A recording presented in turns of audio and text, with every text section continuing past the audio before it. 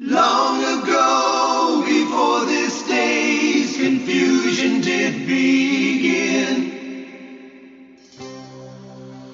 throughout the stars did we go wandering. Distance was no barrier, and time it had no hope. Free to come and free to go. Free to come and free to go. Open up the book of stars. Open up the book.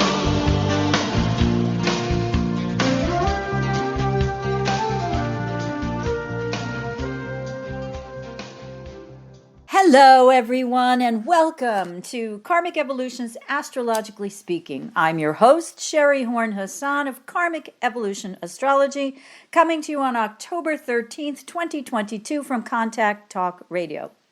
Just a quick reminder that this show aims to bring you the truth about astrology and your soul's karmic evolution.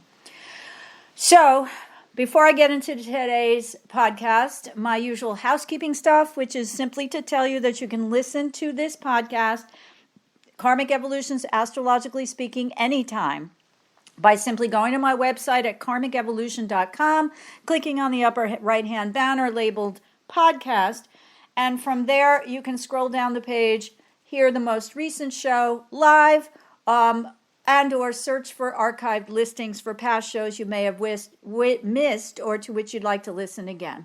And while you're there, don't forget to download your free How to Keep Your Sun Sign Happy, which is a short PDF, 2-page thingy, which includes friendly advice for every sun sign, from evolutionary astrologer Stephen Forrest about what each of us, depending on our own independent sun signs, needs to be happy. And this is based on an interview I did with Stephen a couple of years ago, and he's given me permission to distribute what I published as a sidebar to an article on depression in the chart, which is for the purpose of showing others how valid astrology can be. And yes, it's sun sign, but it's Stephen Forrest. So I would urge you to go there, download it, and it will sign you up for my newsletters, which of late have been few and far between, but I'll get my stuff together soon enough. Lots of changes this year, right? Anyway, separately, you can always follow me on my Facebook page, which is Karmic Evolution for Your Soul, and Instagram, which is Karmic Evolution. And so I am still offering my 1-hour discounted Karmic Evolution Natal Insight reading to listeners only for the low price of $99. So if you're interested in astrology, you want to learn more about the true meaning of your individual birth chart or natal horoscope, understand that it's essentially a snapshot of the exact position of the planets at the precise moment and location of your birth, and that it reveals a great deal about you.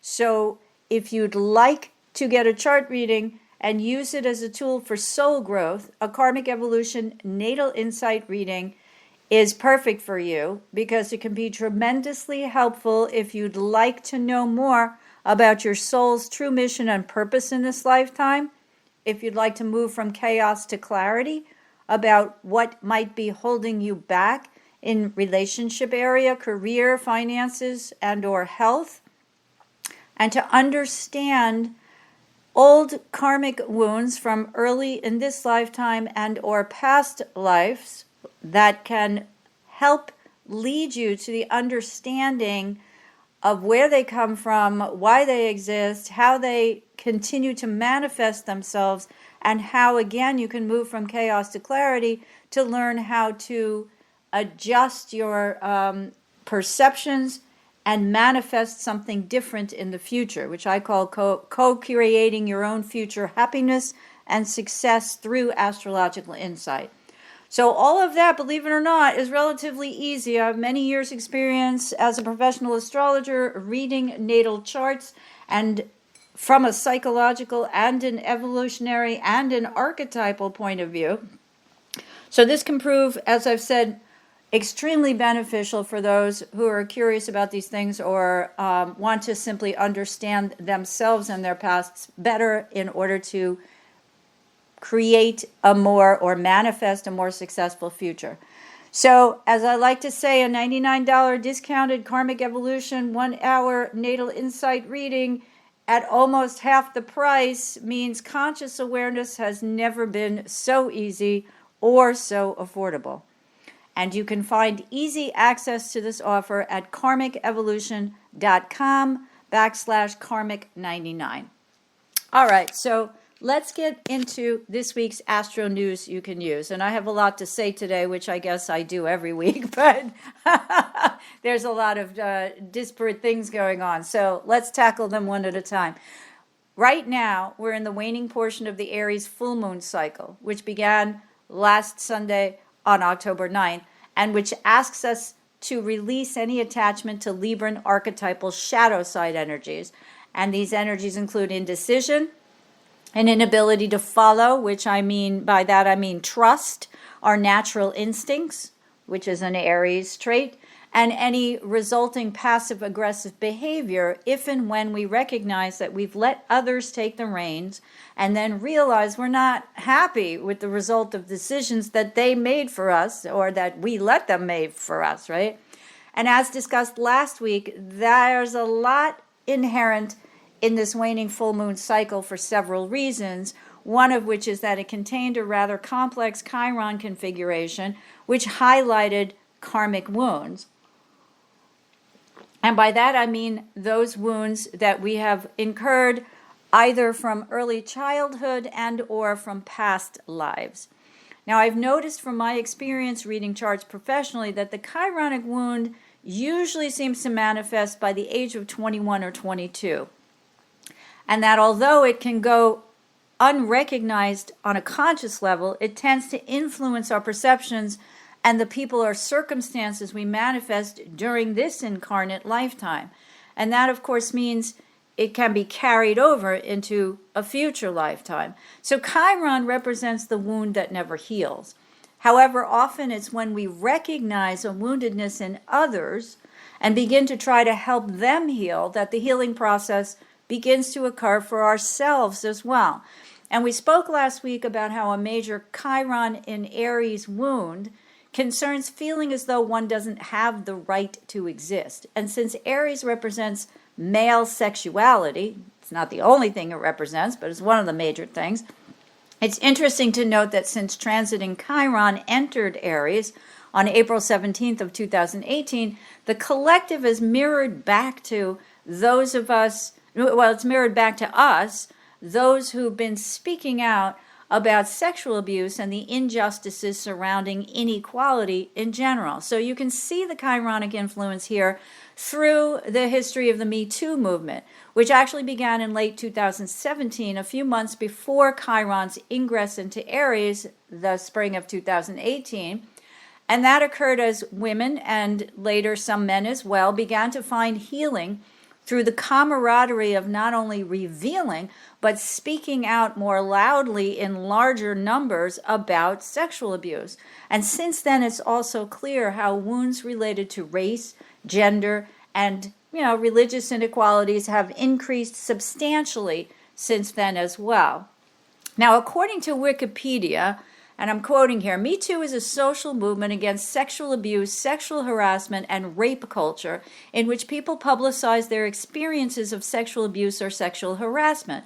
The phrase Me Too was initially used in this context on social media in 2006 on MySpace by sexual assault survivor and activist Tarana Burke. The purpose of Me Too, as initially voiced by Burke, as well as those who later adopted the tactic, is to empower sexually assaulted people, especially young and vulnerable women, through empathy, solidarity, and strength in numbers by visibly demonstrating how many have experienced sexual assault and harassment, especially in the workplace. Now, I'm going to say this later, but I just want to pause for a moment because one of the reasons I'm bringing this up is, and I said this last week, is the October 9th Aries full moon really kicks off this eclipse season. And with the next eclipse being October 25th and the Scorpio new moon solar eclipse, followed by the November 8th, which is the same day as the U.S. midterms, of the Taurus full moon lunar eclipse. Obviously, the zodiacal archetype of Scorpio includes, among other things, sexuality and power. All right, so, sexual abuse obviously involves other people disempowering someone on a physical/sexual level. All right, so I'm going to continue here just reading because this is very interesting from Wikipedia. Following the exposure of numerous sexual abuse allegations against Harvey Weinstein in October 2017, the movement began to spread virally as a hashtag on social media. On October 16th of 2017, American actress Alyssa Milano posted on Twitter, and this is the quote from Twitter, "If all the women who have been sexually harassed or assaulted wrote Me Too as a status, we might give people a sense of the magnitude of the problem," saying that she got the idea from a friend. A number of high-profile posts and responses from American celebrities, Gwyneth Paltrow, Ashley Judd, Jennifer Lawrence, and Uma Thurman, among others, soon followed. And Wikipedia also states a 2017 poll by ABC News and the Washington Post also found that 54% of American women report receiving, quote, unwanted and inappropriate sexual advantages, with 95% saying that such behavior usually goes unpunished. Others state that the hashtag MeToo underscores the need for men to intervene when they witness demeaning behavior. And Wikipedia continues, widespread media coverage and discussion of sexual harassment, particularly in Hollywood, led to high-profile terminations from positions held, as well as criticism and backlash. After millions of people started using the phrase and hashtag in this manner in English, the expression began to spread to dozens of other languages. The scope has become somewhat broader with this expansion, however, and Burke has more recently referred to it as an international movement for justice for marginalized people. After the hashtag MeToo went viral in late 2017, and I'll point out that's only several months before Chiron entered into Aries on April 17th of 2018, that society, not only in the U.S. but elsewhere as well, became more heavily invested in healing the wounds related to sexual abuse, and as the coiner of the term MeToo mentions, for injustices done to marginalized people. So keep this in mind as a backdrop, all right, along with the fact that Chiron remains in Aries until June 20th, 2026, which is when he moves into Taurus for the first time, and that right now, as we speak, we've got the Sun, Venus, and Mercury in Libra. So Chiron in Aries, part of its wounding is that it can act like a Libra, which I mentioned last week, who's challenged to speak up and out about having been shut up, put down, abused, or otherwise denied the right to exist, as these three inner planets crave peace and harmony, often regardless of cost, because whatever the cost, it's better to this archetypal energy than actually risking losing a partner. So can you feel the tension here, right, between the need or the call to speak out and the need to keep everything copacetic, right? Bear in mind that, again, we're coming up to this eclipse season, and what's, all the buzz with every astrologer from now until, already, for some time, as this upcoming November 8th eclipse, which occurs on the U.S. midterm election day. Now, some of both personal and societal chironic wounding may well have to do with believing what others have told us, which perhaps convinced us that we deserve to be abused or punished or otherwise told to sit down and shut up and behave like good little boys and girls, or else. And along with that, the most logical conclusion would be to err on the side of Libran energy, which would be to let others continue to make decisions for us so as not to rock the boat and cause our worst fear to come true, which is that of being abandoned. And, again, I'm going to relate this to the upcoming election because, we'll get into that next week a little bit more, but when I'll do a deeper dive on both eclipses. But,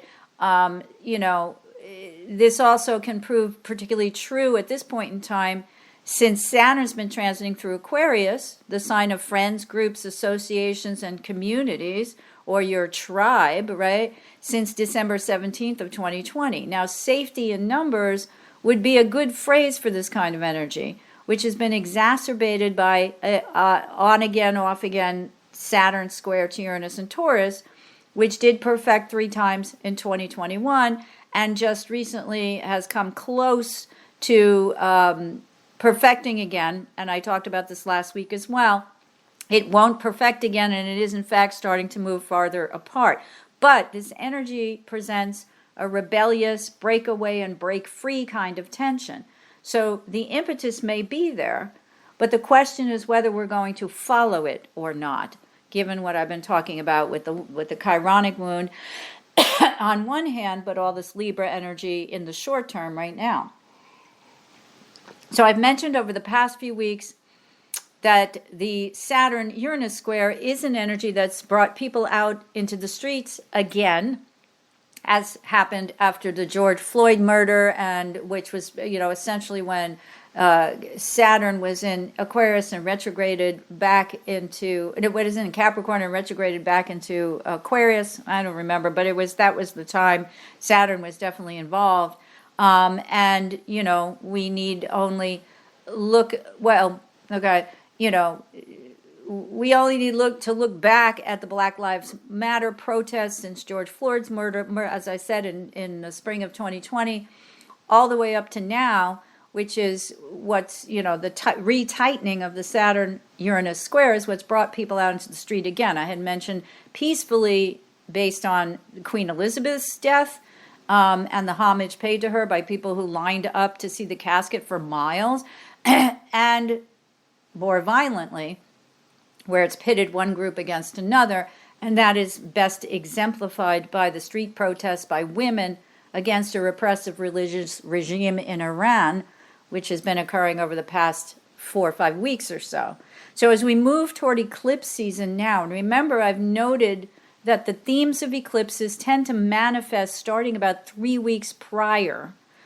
And, again, that we're carrying this need to heal old wounds related to being made to feel unequal, which then left us without the ability to speak out. So again, if we think of that in the context of the upcoming U.S. midterm elections, which may well decide the fate of the future of democracy in this country, since we have so many election deniers and conspiracy theorists now on the ballots across the country, that, we want to understand that part of the collective wounding right now is not having a voice, right? So if you go to the polls to vote, but your vote elects someone who cares less about his or her constituents and more about their corporate lobbyists who bring in corporate money for big pharma, for big oil, for climate change deniers, for those who are hell-bent on making the United States into a Christian nationalist country, then we want to show up in as great of numbers as possible to make our voices heard on the collective level, right? So if we paid attention again to the October 9th Aries full moon, which occurred just a little over 2 weeks, about 2.5 weeks before the upcoming October 25th Scorpio new moon solar eclipse, which occurs at 2 degrees and 0 minutes of this Pluto and Mars ruled sign.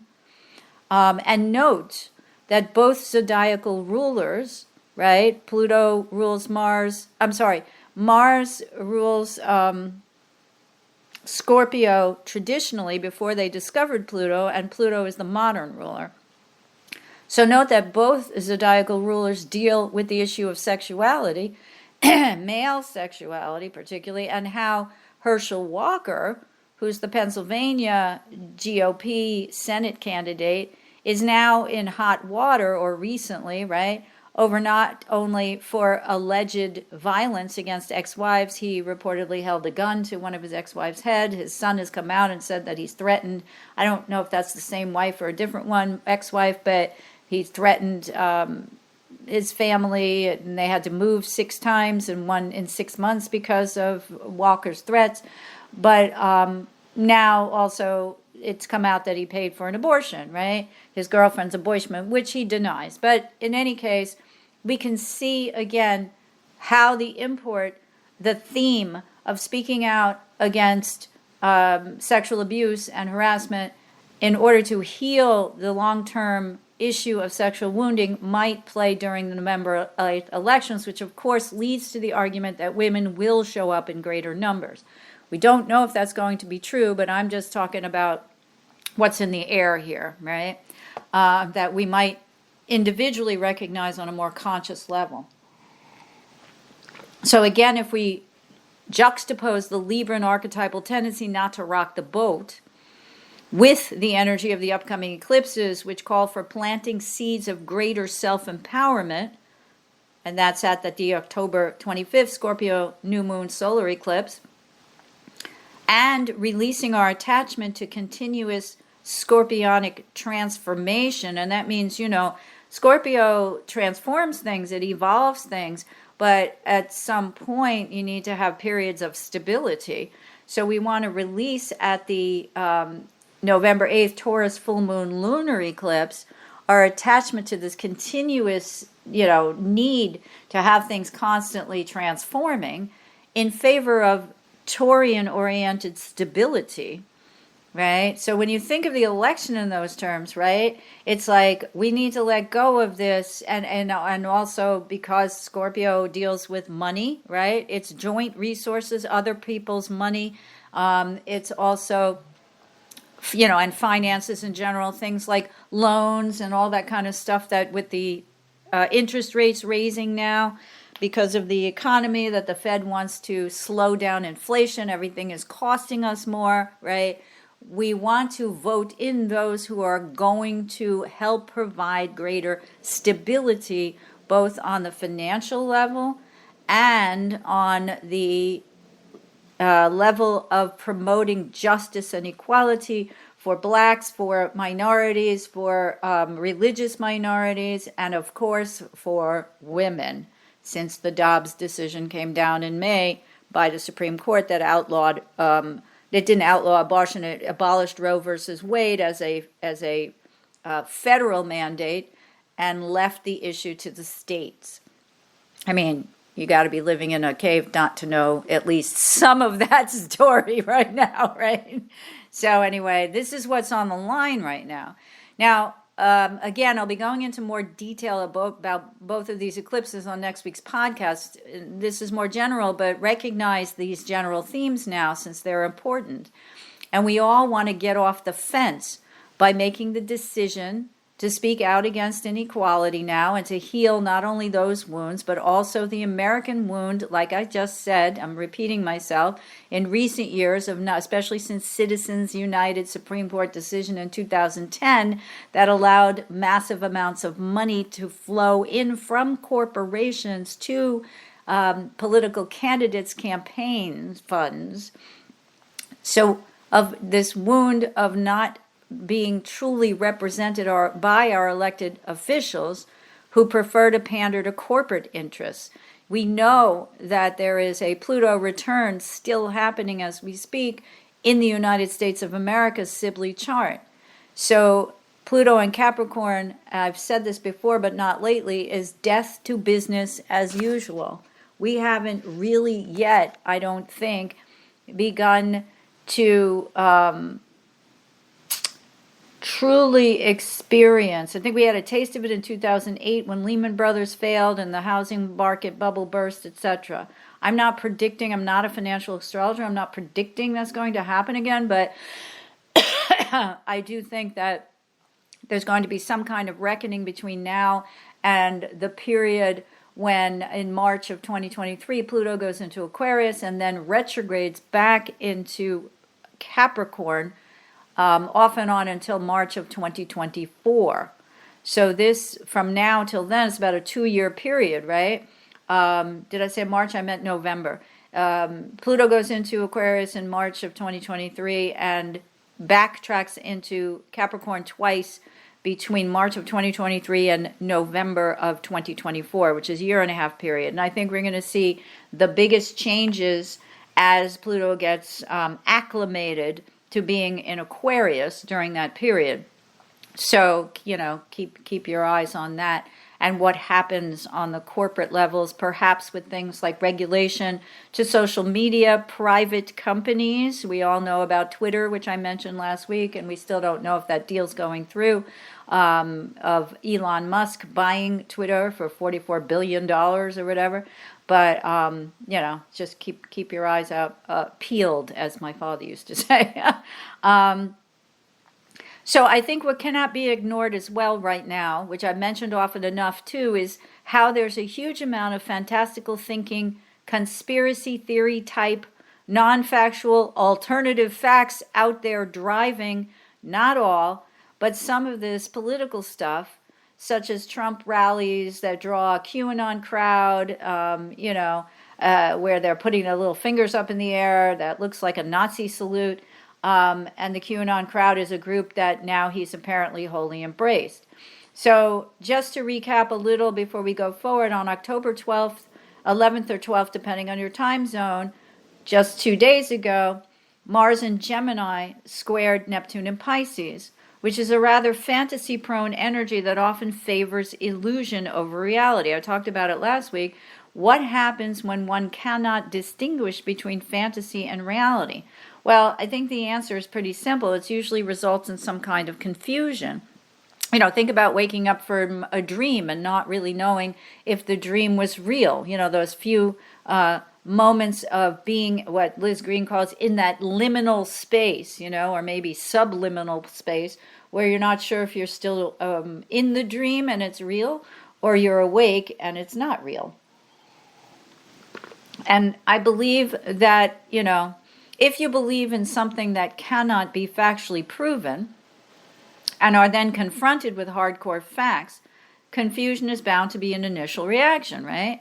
It's like, oh, I'm not a Martian, right? You wake up and you pat your body. You go, I had a dream where I was on the spaceship and I was a part of the Martian, Now, listen, don't get me wrong, because I know a lot of listeners are psychic and have certain capabilities to go into other dimensions. So I'm not demeaning that. I'm not saying that it doesn't exist and it isn't real. But what I am talking about is that there's a fine line between that and going a little bit overboard and believing things that absolutely cannot be proven. So, I want to make that distinction, okay? But this recent Mars-Neptune square, which is going to repeat itself on November 19th while Mars is retrograde. Mars stations retrograde on October 30th. We're going to talk more about that next week. And again on March 14th in 2023 with Mars direct, but still in Gemini. We'll continue to see the collective confuse fantasy with reality, and that's in my opinion. Mars provides the resistance to placing boundaries around watery, flowing, creatively fantasy-prone Neptune on one hand, while on the other, he provides the motivation to think that everything is but what is not, as I mentioned last week, which was a Shakespearean quote from his play The Tempest. In short, Mars, in his impatience, can confuse what's real with what's not. So I think it's pretty obvious this conspiracy stuff isn't going anywhere for a while. And, I may be just, again, stating the obvious, including during our upcoming set of eclipses, meaning that, we're not going to see people come into a greater sense of reality on October 25th or by November 8th, neither one. Now, one spark of hope that sanity might prevail comes from Venus's quincunx to Neptune and Libra Sun's Aries trine to Mars in Gemini on October 17th. So the latter requires that we adjust our rose-colored glasses to better recognize the facts, while the latter energy of the Sun's trine to Mars allows us to concentrate more fully, and make progress now. But let me backtrack again for a minute, because in addition, yesterday, October 12th, we had a Mercury-Jupiter opposition from Libra to Aries, which are these zodiacal signs of partnership versus independence. And,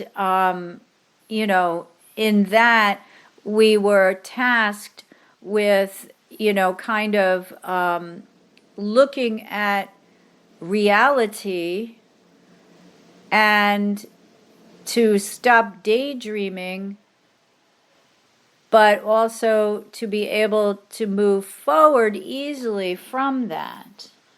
So again, I mentioned that there was the Mars-Neptune square, and that it represents or indicates a lack of realism, and that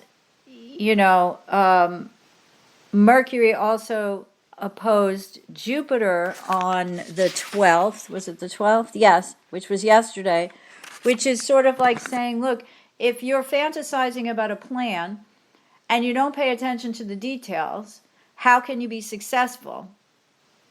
Right? Because the devil's always in the details, as they say, and without including in a plan all the possible contingencies and what ifs, and, we better pay attention to that just in case, there really can be no guarantee of success. I mean, it takes an awful lot of luck, right? So if, the Mars-Neptune plan, as Mercury opposed Jupiter, and that happened for the third time too, because that happened before Mercury stationed retrograde in September 9th, and then it happened again during the retrograde, and this is the third and final. So if that plan is built on quicksand or stardust to begin with, well, good luck with that, as they say. So that may also play into some of what's going on if we just narrow the context right now to these eclipses and the context of the upcoming U.S. election. So today, October 13th, we have Venus in Libra quincunxing Uranus in Taurus. And note that Venus rules Uranus when he's transiting through that Venus-ruled sign, and that Taurus rules resources, including money and our finances, the things that we generally rely on to make us feel secure, along with our partnerships.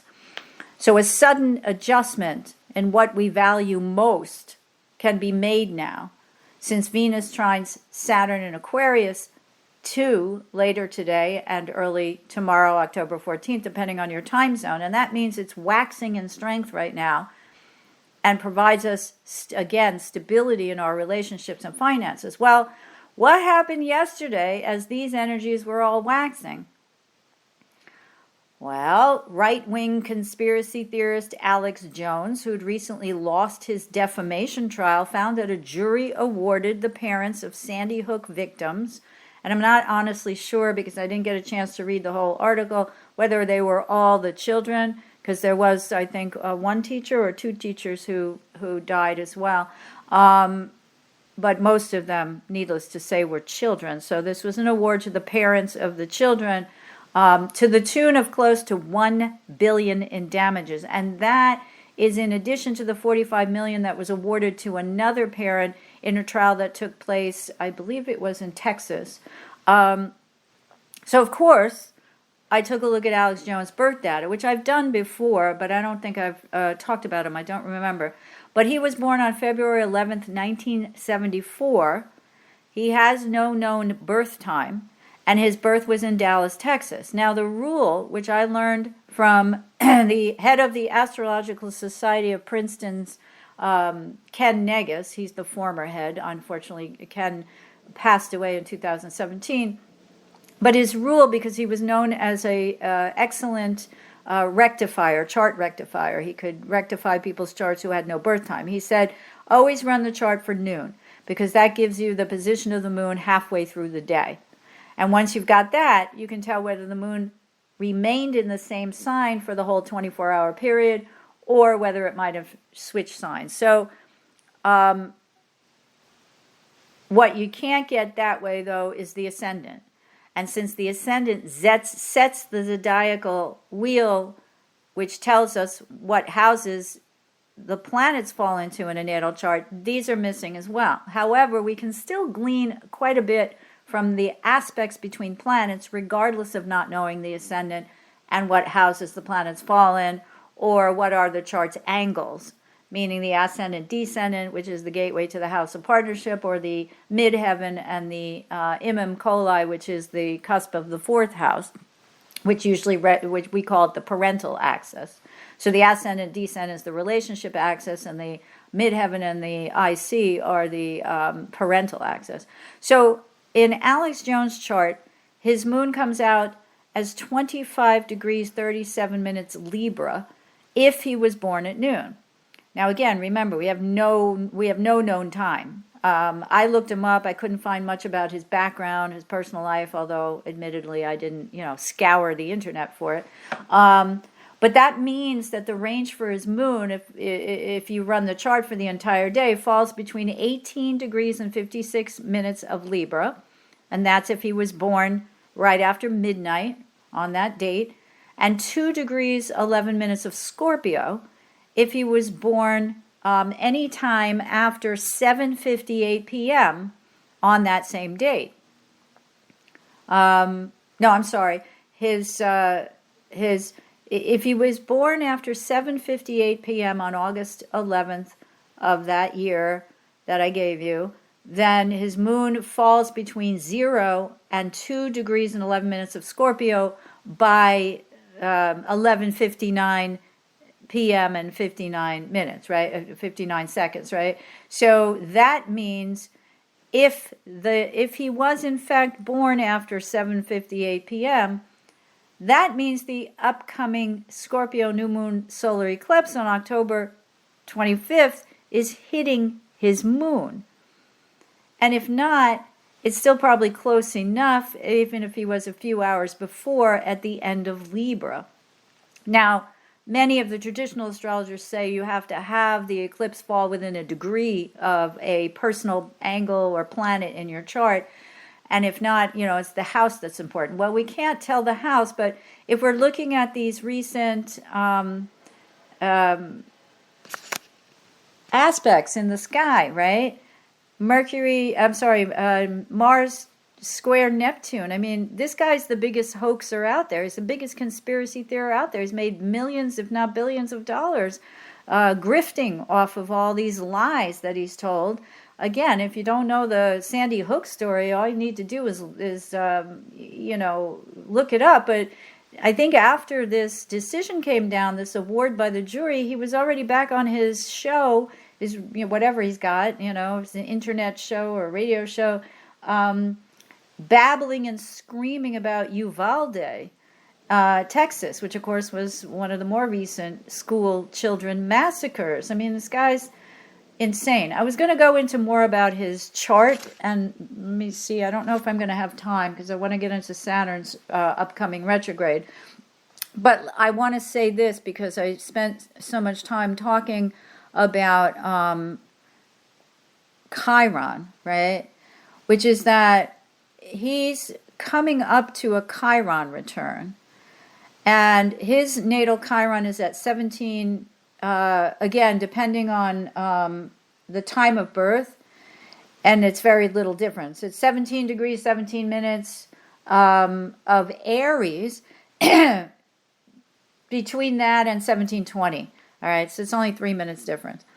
Now, what I noticed too, because I'd looked up her chart, is that this is very similar to Marjorie Taylor Greene, whose Chiron is at 22 degrees and 56 minutes of Aries, and is conjunct her Venus at 25:48 Aries, and both oppose her Uranus at 24 degrees and 10 minutes of Libra, and square her 22 degrees 27 minutes of Mars and Cancer.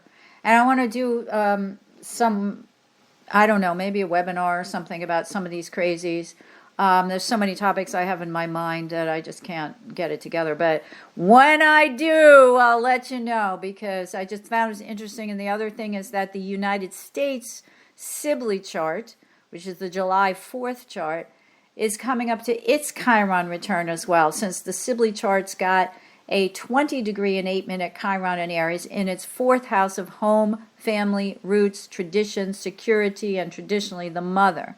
All right. So I found it just sort of fascinating that their Chirons are all within a certain range, and that they're all going to be hit. And, I'll talk maybe more about the Chiron return, which usually happens between 50 and 51. Of course, the United States chart has taken many Sibley returns, probably about 5 of them. This is probably the 5th, if it's approximately 50 years, and we're approximately 248 years old or whatever. So I'll get into that at another time.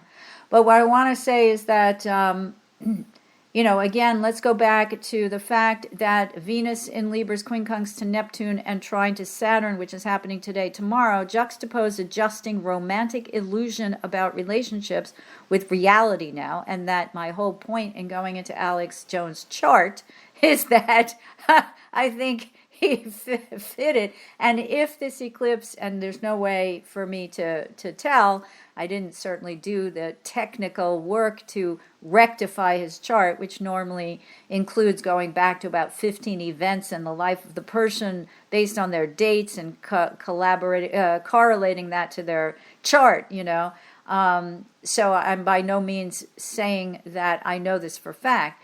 But it seems to me pretty kind of interesting that his moon might be in Scorpio, again, if he was born later in the day, and that this eclipse, which, as we said before, tends to manifest a couple weeks before the actual occurrence of the eclipse, is hitting him right in the pocketbook, right?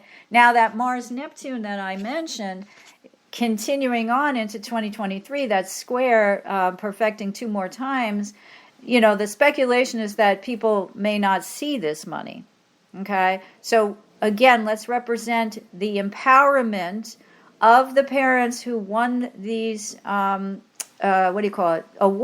these financial awards based on their defamation suits against Alex Jones, is symbolic at the very least. We hope and pray that they do get the money, or at least I do.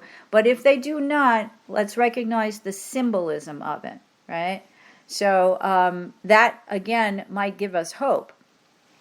Now, the sun, again, quincunxes Neptune on October 16th, and at that point we may investigate if all that glitters really is gold or not. I said Venus, Neptune, rose-colored glasses. Sun, Neptune is, pretty much the same. It's like, oh, okay, you have a Brooklyn Bridge to sell me? Cool, it's cheap. All right, I'll buy it. But if we, don't investigate whether all that glitters really is gold or not, we are going to have to deal with some hardcore reality now. And again, within the context of promoting future healing. So again, Venus will quincunx Neptune and the Sun will trine Mars on October 17th, and there's more of the same, right? Venus is the rose-colored glasses, adjusting our values to reality, and the Sun trine Mars gives us an easy push to make some headway with that and actually be proactive, right? And that occurs on the 17th of October. So then we have the Sun and Venus squaring Pluto next week on October 19th, or 20th, depending on your time zone, which is, whenever I see Venus and Pluto together, I think of the word venality, but the square is always tension. Who's trying to control what? Who's trying to control the money, Venus? Who's trying to control the relationship? And this probably relates in great deal to the Ukrainian-Russian war, which is ongoing still at the moment. And whether or not, they're going to get I think now that they are looking for, I'm not quite sure what to call it, jets, airplanes, whatever, which NATO denied them initially because they didn't want any NATO planes to go over Ukrainian airspace, right? because that would be more of a, what's the word, inspiration for Russia to retaliate against NATO countries. So far that hasn't happened, even though NATO countries have been supplying the Ukrainians with equipment of all sorts. But this is the next thing up, for discussion. So we have to stay tuned. But that's followed, that's followed by, hang on, because I'm a little confused here and I got ahead of myself. But we're heading for, which is very interesting too, next week. Mercury's going to quincunx Uranus, which again is from Libra to Taurus, which is again a relationship aspect, right? We want to look at where we make a sudden change in values related to who we talk to and about and how we talk about them. And then on the 22nd, which I think is also very interesting, I'd love to see the charts of some of the people who won these awards from Alex Jones. The Sun will conjoin Venus in Libra on October 22nd. And that's a feel-good aspect, right? But that's also going to be in play during the upcoming Scorpio new moon solar eclipse. Hang on, let me see. Oh, I've got the wrong one up. I've got the November 8th. Let me just take a quick peek. Give me 1 second, because I like to be accurate. I don't like to misspeak. My Virgo rising doesn't like that. So I just want to double check. Yeah, we have at the upcoming October 25th solar eclipse, we have a new moon at, as I said, 2 degrees 0 minutes. The sun and the moon will meet at that degree, and they are also approaching a conjunction with Venus at 2 degrees and 39 minutes. So that conjunction, the conjunction occurs with the sun a couple days before, which is, as I said, October 22nd. So just taken out of the context of the actual eclipse, that's a pretty feel-good thing, right? But again, Scorpio is potentially manipulative. Scorpio is about money. But just following that, Mercury trine Saturn. So again, we have Mercury quincunxing. You see that there's been a series this past week or two of quincunxes followed by trines. So the quincunx is always an element of adjustment necessary, and then that's followed by an easy trine. So Mercury trining Saturn is a bit more of a tell it like it is, let's concentrate, let's get the facts, and it's in air, so it has to do with relating. And then on October 23rd, which we will definitely talk more about next week, and I'm going to spend a few minutes on now, is Saturn station direct.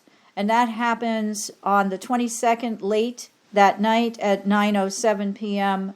Pacific time and 12:07 a.m. Eastern time, right before, a few hours later, Venus enters Scorpio and the Sun enters Scorpio. And we also have Venus and the Sun quincunxing Jupiter, right? Now that's going to be interesting too. So before I get into that, which I will get into more next week, I'd like to talk a bit more about Saturn station direct. Let's first remember that Saturn stationed retrograde originally on June 4th at 25 degrees Aquarius, and that it is now stationing direct on October 22nd or 3rd, as I said, and I'm going to give you the degree. It's 18 degrees, but let me just see the exact degree, just for fun. Hang on. Usually by the end, I'm pretty disorganized. I'm pretty organized about, 8/10 of the way through, 75 to 80% of the way through my podcast. And then I start to get disorganized because I'm like, did I say this? Did I include that? Oh my God. Anyway, bear with me. October, 18 degrees and 35 minutes, all right? So Saturn retrograded back from 25, and I didn't give you the minutes, but I will, 25:15 to 18. So anyone who has planets in those, an Aquarius and those degrees, or any of the air signs has got a trine going on, And if it's in Leo or Taurus or Scorpio, you've had a square going on. And of course, there's the sextile too, which I'm not going to name. Those are 60-degree, 60-degree things. So I want to give you a little bit of background before I finish up in the last 6 or 7 minutes or so about Saturn. And what I want to preface it by is saying that Saturn is slowing down right now, right? And because whenever a planet stations, it slows down. I'm going to tell you by how much. And it's slowing down to then pick up speed and go forward. Meanwhile, Mars, which will station retrograde, and I'll give you the degrees and all of that, but it's in Gemini on October 30th, is also slowing down, but it's slowing down to go backwards. So we have, these two represent another juxtaposition in energies that are going to be affecting all of us, whether we're conscious of them or not, as we go forward and into the rest of this eclipse season. So I'm going to read to you a bit from my favorite Aaron Sullivan, Jungian astrologer, Retrograde Planets Traversing the Inner Landscape, which I highly recommend to anyone who's into learning more about, the retrogrades. She says that Saturn will, the planet's annual stations occur about 13 days. No, I'm sorry, hang on. Transiting, no. Saturn appears at a standstill for 4 or 5 days before it actually turns retrograde. And the same is true for its station direct, right? So from the beginning of its retrograde period to the end, about 9 months will have passed. No, is that true? What did we say? June to October, the end of October. Yeah, June, July, August, September, October. It's about 6 months. All right, so I'm not reading from the right place. Anyway, what I want to say is that Saturn goes through, Saturn represents work. It represents the things that make us feel foundationally secure. And in psychological astrology, it represents the ego, right? So it is very much related to going inside when Saturn is retrograde to kind of blur the lines between the ego and the unconscious. So as we go through the retrograde period, we might, begin to have a kind of weakening, right? So first of all, when Saturn stations either retrograde or direct, it remains within the same degree for almost 6 weeks on either side of the station. And a lot of astrologers have been writing and talking about feeling stuck lately. All right, so if you've been feeling stuck in a situation, regardless of what it is, but particularly related to work, and that feeling of security that work may be denying one right now, then it is important to understand that this is pretty much natural, and if we believe everything in divine time, we know that when Saturn starts to move forward again, which really isn't going to happen until another 6 weeks, that's going to take us through the eclipse period, right? And remember all the stuff that I've said. So it feels like the retrograde period and the subsequent station direct, we need time, right? For Saturn to recognize, or for us to recognize that part of Saturn's message when retrograde is to bring into the conscious mind its message that, something new has to be born, right? But it's going to take a few months to actually manifest. So we're creating new ego structures. And, that can be a difficult concept to grasp, but what we once thought was more important, right? Because the ego is based on, our ego perceptions are based on what we were told, taught, or forced to believe. They come from external sources. And some of those have been carried over from past life karma, right? So our beliefs. But during the retrograde period, we get the opportunity to understand that those beliefs aren't resonant with what our soul's wisdom actually knows. So it's a time when we can merge, kind of like when I've spoken about Mercury retrograde, right? The wisdom of the soul. We unearth the wisdom of that's embedded deeply in the soul's portion of the psyche, which is the unconscious, and we bring it into consciousness, which then changes our ego orientation. And what Aaron Sullivan says is very gradually new ego structures can be created, but the apparent disintegration of what was once thought to be oneself leaves its mark. Wherever one's ego is invested in the house affairs, it dies for part of the year while a new usefulness is developed. And the final passage over a degree is the most notable and frequently marks the conscious manifest birth of what was hinted at 9 months previously. And usually it's quite tangible. So if one has been working on a long-term project over that last period of time, it becomes complete, workable, and embodied in the final transit. Alternatively, a tentative plan or fantasy may come to reality in the last stages of the cycle. Negatively, it will finish off any antiquated or non-productive relationships, projects, or activities. It is human nature to delay at the threshold, and although one might struggle valiantly to hang on to them, outmoded and even damaging values of relationships long past the productive stage do end. Okay, so by the time Saturn actually passes over the degree at which it turned retrograde, that's what's 9 months later, it's within 4 weeks of the conjunction point with the Sun. So if a delay has occurred, this marks the final conclusion of the cycle. So again, we'll talk more about that next week. But the point here is that bodes well as a kind of antidote against this Mars-Neptune energy, at least in the short term. All right, so I want to thank everyone today because I'm virtually out of time. As I said, it was a pretty information-packed podcast, and I do very much appreciate everyone who tunes in either live or later to listen to what I have to say about the current astro news you can use. So that's it for today. Thank you for joining me. I hope you found the information presented here helpful as you continue your karmic evolution in this lifetime. Please be sure to join me next week, October 22nd, when we will be talking more about Mars retrograde and a little bit more about Saturn retrograde and the upcoming October 25th eclipse and the November 8th. Until then, may your journey be filled with karmic healing and the joys of greater consciousness. Namaste. Long ago, before this day's confusion did begin, throughout the stars did we go wandering.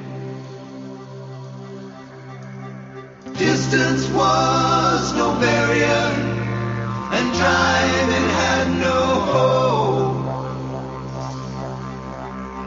Free to come and free to go. Free to come and free to go. Open up the book of